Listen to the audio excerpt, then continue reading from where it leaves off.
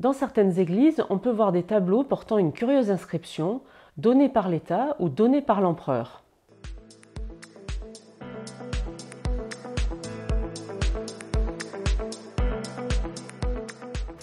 Après la Révolution, les églises ayant été vidées en grande partie de leur contenu, les autorités prennent des mesures afin de les remeubler.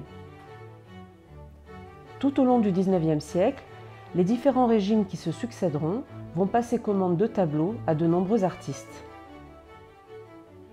Par ailleurs, la croissance démographique imposera la construction de nouveaux édifices qu'il faudra également meubler.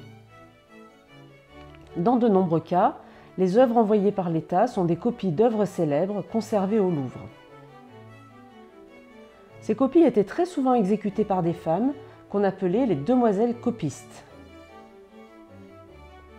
Dans le Cantal, les églises de Rion-Esmontagne et Morse reçoivent des copies de la célèbre Assomption de Murillo.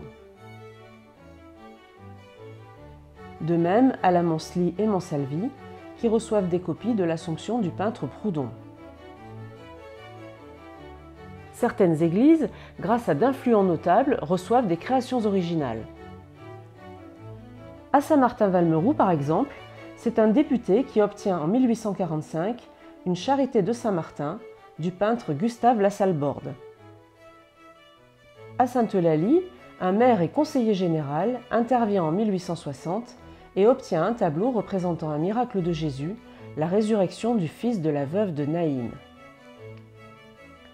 À Laignac, un prêtre influent obtient un très beau tableau d'Émile Hirsch représentant le couronnement de la Vierge. Ces envois de l'État ont cessé après 1906 du fait de la loi de séparation des Églises et de l'État.